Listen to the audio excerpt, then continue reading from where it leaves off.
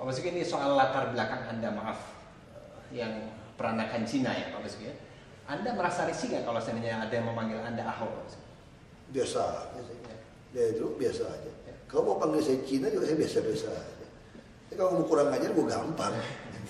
Biar kamu sekali-sekali pernah dipukul Cina gitu loh gitu. Santai aja saya kira ini udah bayangin Amerika saja mau sebentar lagi merayakan 50 tahun kan. Di situ ada Martin King Junior begitu tegas. Saya punya mimpi kan. 4 anak saya itu kemudian hari bukan dinilai oleh warna kulitnya, tapi dinilai dari apa? Moralitasnya dong. Karakter moralnya yang diuji kan. Jadi saya kira Anda tidak bisa mengklaim Anda orang Indonesia asli, punya kebutuhan kulit lebih hitam, lalu mengklaim sebagai yang punya negara ini. Kalau Anda korup, Anda tuh bajingan di negara ini. Negara ini nggak butuh Anda sebetulnya. Jadi itu harus tegas. Makanya dari kecil saya disiapkan dari bapak saya, kami nggak pernah merasa inferior. Makanya sifat saya nggak pernah merasa saya minder. Saya kebetulan aja, emang saya mau milih dia lahir jadi turunan Cina di Indonesia. Itu given. Lalu kenapa saya mesti minder gitu loh? Kalau Anda mengatakan saya Cina, panggil saya agak rasis, saya kan tanya, Anda ini hebatnya apa gitu loh? Anda pernah nggak berani nggak mati buat negara? Jangan buat mati buat negara, saya katakan. Buat tidak nyolong aja Anda tidak sanggup. Mau ngaku-ngaku punya negara ini, out aja kamu bagi saya nggak pernah pusing kalau seperti itu. Dalam perjalanan akhirnya menjadi wakil gubernur, apakah Anda pernah mengalami apa yang disebut banyak orang sebagai diskriminasi? Saya sudah kenyang sejak berpolitik dari tahun 2003. Saya udah kenyang. Dulu saya itu ketua partai PIB, dia partai ikut baba, partai ikut babi. Saya udah kenyang. Kafir, macam-macam. Ditolak gitu kan, kami tidak mau dipimpin kafir, ini tidak mau pilih. Saya biasa-biasa aja. Saya udah bilang kalau Anda rasis sama saya lawan sampai mati. Saya juga kira Anda juga belum tentu berani mati juga gitu.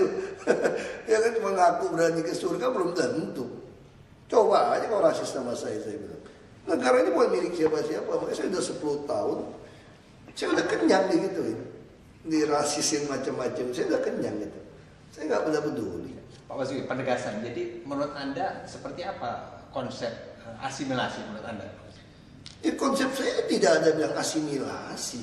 Kita udah menganut undang-undang kewarganegaraan sangat jelas kok. Siapapun yang lahir di Indonesia, tidak jelas bapak emaknya pun, ketemu di tong sampah pun, mau warna kulit apapun, dia adalah orang Indonesia asli. Jadi udah jelas undang-undang. Makanya saya katakan saya hanya taat kepada konstitusi. Jadi tidak ada orang Indonesia asli kelas 1, kelas 2 itu. Yang ada bajingan atau tidak bajingan. Kalau Anda korup, Anda bajingan. Ya kan, kalau ada jual-jual sumber daya alam kepada asing, Anda bajingan. Itu aja bagi saya. Prinsip saya itu tidak ada. Ketika Anda dimajukan oleh Pak Prabowo Subianto untuk menjadi wakil gubernur berpasangan dengan Jokowi, apakah sudah ada komitmen hitam di atas putih untuk memilah antara kepentingan masyarakat Jakarta dengan kepentingan politik? Kami tidak ada hitam di atas putih. Waktu ketemu, beliau cuma katakan, Anda berani tidak kita calonkan jadi wakil gubernur DKI mendampingi Pak Jokowi. Tapi partai kami tidak cukup kursinya, harus berharap lagi pada PDI Perjuangan. Tapi ketika kami mengumumkan ini, konsekuensinya Anda bisa dipecat dari DPR RI. Terus beliau katakan ini tugas negara ketika rakyat sudah tidak percaya kepada pejabat. Dan kami temukan di daerah ada 2 yang hampir mirip, Pak Jokowi dan saya dan Pak Ahok katanya. Nah kalau 2 ini bisa jadi gubernur di DKI ini cover media kan cukup besar. Nah apapun yang kita lakukan ini akan membangkitkan kepercayaan kembali kepada seluruh rakyat Indonesia. Masih ada gitu pejabat yang mau berkorban, mau bekerja keras untuk mewujudkan keadilan sosial. Itu diminta oleh Pak Prabowo yang ada janji. Makanya cuma kita katakan kalau begitu saya tidak akan pernah ngurus partai. Makanya sampai hari ini saya tidak pernah diminta kampanye untuk pilkada Partai Gerindra. Dan walaupun nama saya dipasang sebagai salah satu ketua DPP, saya tidak pernah diundang untuk rapat DPP. Bahkan halal bihalal kemarin pun tidak pernah undang. Saya dengar, saya datang saja. Karena beliau menugaskan saya untuk menolong Pak Jokowi berhasil jadi gubernur, untuk menolong Pak Jokowi, untuk meyakinkan rakyat seluruh Indonesia bahwa masih ada pejabat yang betul-betul jujur tanpa pamrih bekerja untuk rakyat. Itu tugas saya seperti itu. Di titik mana akhirnya Anda dengan Pak Jokowi bisa klop, atau sebagian orang mengatakan chemistry-nya di mana? Jadi saya ketemu, kita ngomong-ngomong saja waktu di Solo dari siang sampai sore. Ya, beliau merasa kenapa bisa ketemu? Saya kira kita semua orang pasti ketemu. Kalau kita otaknya mau mewujudkan keadilan sosial bagi rakyat, otomatis kita dalam mengadministrasi keadilan sosialnya juga tidak mungkin berantem kan? Karena tujuannya jelas gitu loh. Ya pasti ketemu chemistry-nya. Kecuali Pak Jokowi atau saya pengen jadi pejabat, pengen jadi kaya raya. Wah itu pasti berantem. Kalau chemistry tujuannya menurut rakyat, ya tiap hari yang kita pikirin, ya gimana caranya mengadministrasi keadilan sosial kan. Tapi tentu dalam mengadministrasi keadilan sosial ini kami harus menjaganya di dalam koridor kebenaran konstitusi. Nah kalau itu yang kami yakin, jadi tidak mungkin berantem. Saya kira semua orang akan sama, pasti sama. Jadi yang ribut-ribut sama kami ini kadang-kadang memang chemistry nggak cocok aja gitu. Pak Basuki, penegasan lagi tadi yang awal. Menurut Anda siapa yang paling menginspirasi Anda sehingga Anda, dalam istilah saya, selesai dengan latar belakang identitas Anda, etnisitas Anda? Siapa yang paling menginspirasi? Ya bapak saya lah saya kira ya. Bapak saya sudah katakan gitu loh. Kita ini orang Indonesia. Negara tanah air kita Indonesia. Tanah leluhur kita Cina. Iya. Tapi kita orang Indonesia. Jadi kalau ada bilang ngatain kita Cina atau apa, kita tinggal tantang aja. Kalau sampai satu hari Indonesia diserang, saya pasti di depan kamu. Kalau enggak, saya juga di depan. Iya, saya di depan kamu. Ya kira-kira gitu aja. Makanya di zaman udah merdeka ini kita tantang orang gampang aja kok. Lu ngaku Indonesia asli, ngaku yang punya negara ini. Lu buktikan dulu harta kamu dari mana. Pajak yang kamu bayar sesuai atau tidak itu loh. Kalau belum bisa, nggak usah ngaku-ngaku asli lah. Itu bapak saya ngajarin. Ya kalau orang bilang kita Cina macam-macam, berantem aja udah. Enggak aja lu ngatain gua Cina.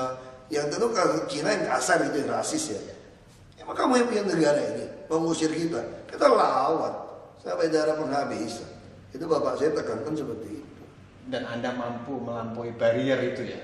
Sementara sebagai masyarakat dari kecil keluarga saya itu seperti itu.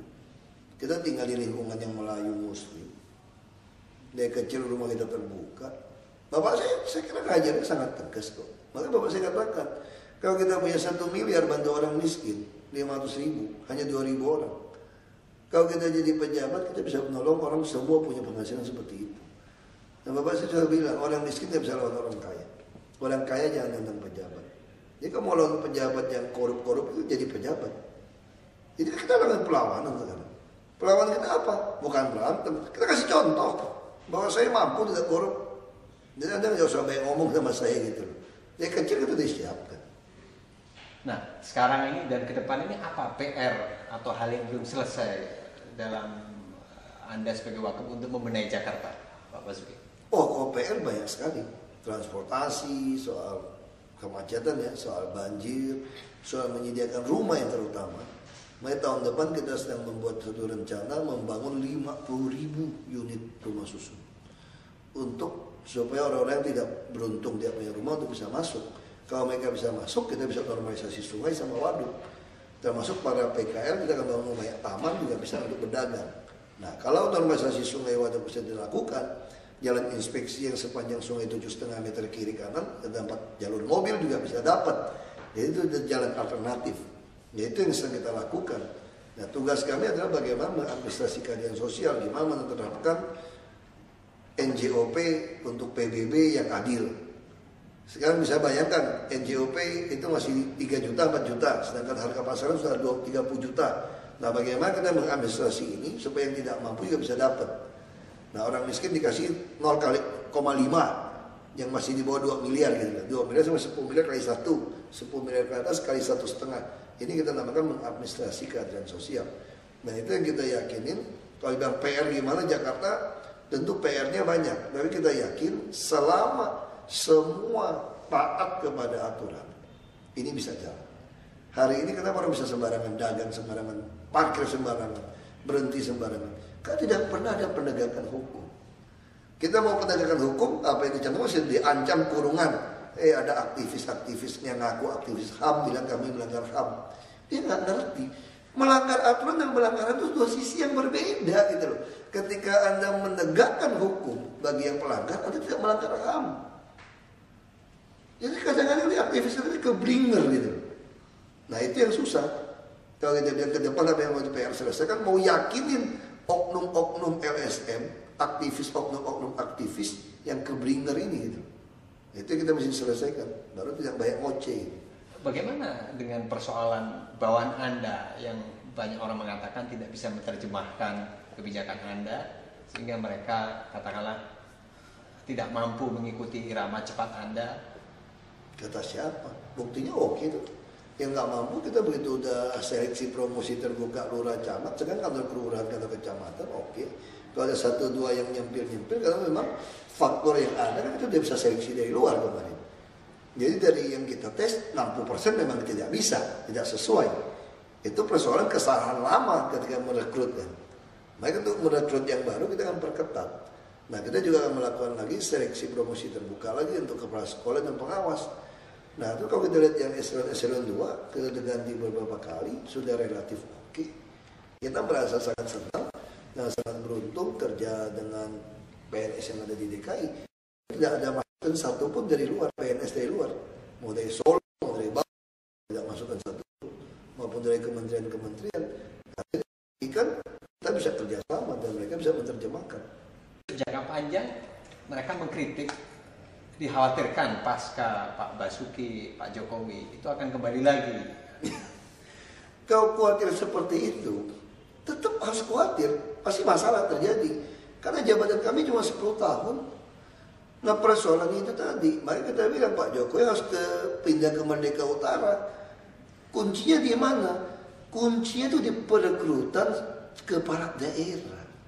Hari ini kepala daerah yang masuk tidak pernah ditanya hartamu dari mana asalnya. Kita hanya mendaftarkan jumlah harta, itu masalahnya. Jadi siapapun ganti masih sama nanti kalau seperti itu. Makanya harus buat sistem.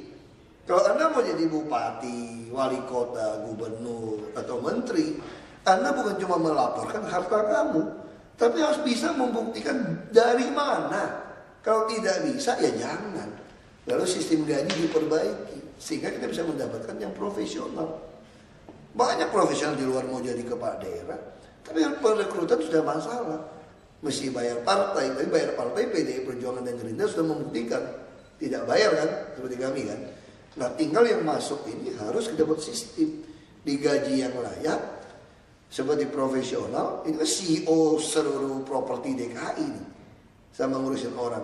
Nah kenapa tidak digaji yang layak? Anda mau 1 miliar juga sebulan saya kasih, daripada Anda gajinya 7 juta tapi ngembatnya 7 triliun. Kamu munafik kan di situ. Jadi itu harus diperbaiki. Jadi tidak perlu khawatir. Kita lebih khawatir aktivis-aktivis, pengamat-pengamat tidak pernah teriakan itu.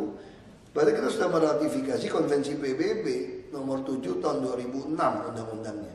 Di situ ada prinsip illicit enlistment, ada penambahan kekayaan yang haram, yang gelap, yang tidak sah. Kalau itu terjadi maka harta disita dan pejabat yang akan korup. Kalau dia tidak bisa membuktikan dari mana asalnya, tidak perlu kita terapkan. Coba terapkan peraturan itu ke dalam proses penerimaan calon-calon kepala daerah. Itu harus dilakukan ya. Jadi jangan kritik ini ditinggal, itu kan terlalu pesimis kan.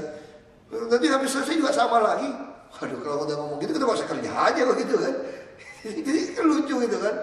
Kalau dia bilang, kamu mesti bikin sistem dong supaya waktu kamu pergi sistemnya sama. Ya sudah, jadi Pak Jokowi presiden. Tantang itu DPR, terapkan sistem ini gitu loh. Nah, itu bisa seperti itu. Pak Basuki, tentu semenjak Anda dipercaya menjabat wakil gubernur, istilah saya pasti ada godaan ya. Katakanlah dari orang-orang tertentu, pengusaha tertentu yang punya kepentingan mendekati Pak Basuki, menawarkan program, lalu katakanlah membujuk Pak Basuki. Ada nggak kejadian yang Anda alami seperti itu Pak Basuki? Mereka tidak berani ya. Ini dikatakan kenapa Pak Prabowo bisa merekrut saya dan Pak Jokowi. Ini sudah teorinya Abraham Lincoln, Presiden ke-16 Amerika. Anda kalau mau menguji karakter sejati seseorang, kasih dia kekuasaan. Kami adalah kepala daerah yang sudah terlalu banyak dibujuk, dikasih uang yang kami tolak. Dan saya kira semua orang tahu siapa kami. Orang nggak berani nego-nego pada kami. Sudah tahu siapa kami. Tapi waktu kami jadi bupati, ya macam-macam. Kasih sawit 20.000 hektar. Dikasih 2000 hektar ditanamin, kasih 3 miliar. Nah itu udah kita tolak, mereka udah tahu siapa kami. Makanya saya katakan kalau Anda aktivis pun, Anda bilang Anda jujur, anti korupsi, sebelum Anda punya kekuasaan, saya belum tahu karakter Anda. Jadi kalau Anda sudah pernah berkuasa, kita tahu karakter Anda seperti itu. Kalau Anda jujur, bisa dipercaya untuk hal-hal yang kecil, pasti Anda bisa dipercaya untuk hal-hal yang besar. Orang juga tahu. Bayangkan dia berhitung tawarin 10% sawit. Kalau 2000 hektar saja 1 juta, untung 2 miliar tiap bulan. Kita aja tolak. Apa yang Anda siapkan ketika ada godaan seperti itu, Pak Basuki? Saya tidak siapkan apa-apa. Yang penting waktu Anda masuk, apa motivasi Anda mau jadi pejabat? Kalau motivasi saya mau jadi pejabat kan jelas. Uang 1 miliar saya nggak bisa bantu 2000 orang. Jadi kalau saya jadi pejabat, saya bisa bantu semua orang bukan pakai uang saya. Saya punya kantor bukan pakai uang saya untung. Itu aja. Jadi motivasi Anda masuk ini apa? Anda teriak-teriak ini Anda iri, tidak kebahagiaan, atau memang Anda pengen berjuang untuk rakyat gitu. Kalau melihat Anda untuk nolong orang banyak, Anda tidak sanggup, ya pasti Anda happy. Ya saya sangat menikmati pekerjaan ini. Menolong rakyat nggak pakai uang saya. Bahkan saya dapat gaji, dia tanggung semua mobil.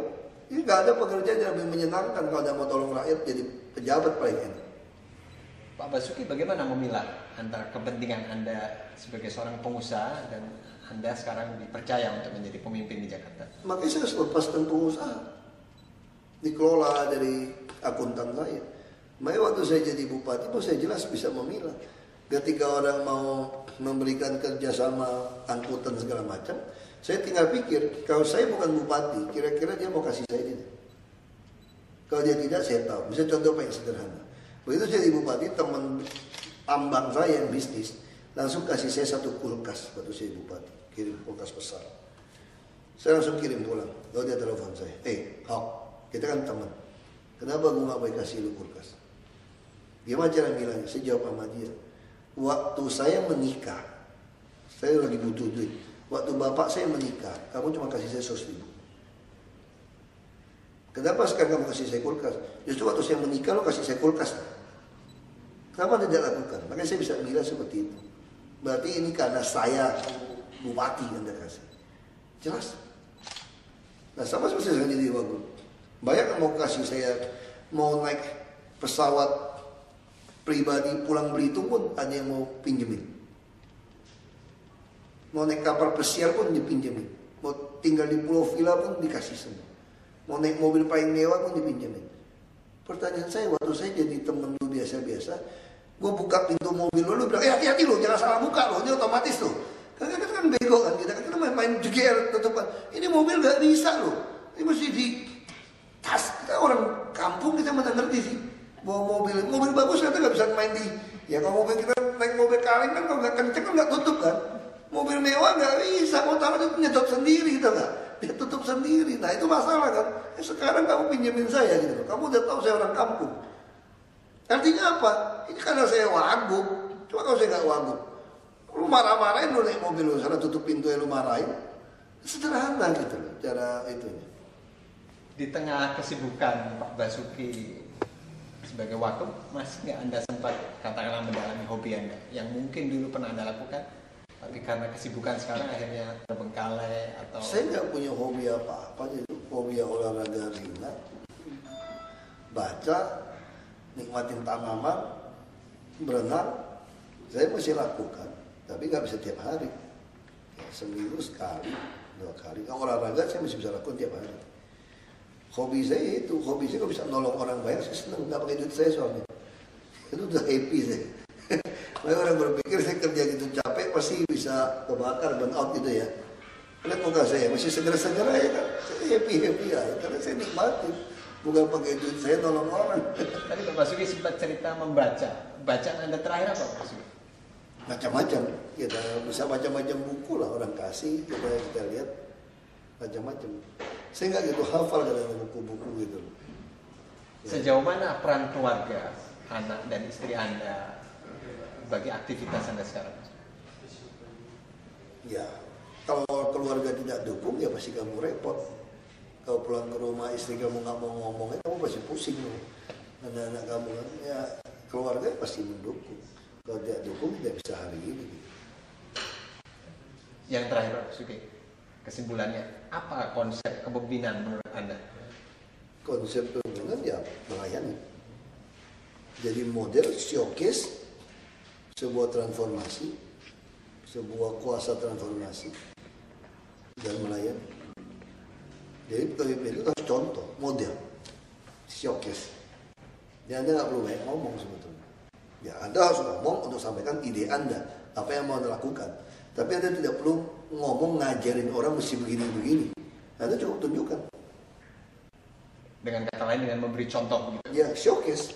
Ya betul itu sebuah showcase untuk mempertontonkan. Inilah kuasa transformasi itu. Ini showcase-nya saya. Dan saya itu melayani. Itu konsep seperti itu. Terima kasih banyak Pak Basuki. Excellent Pak.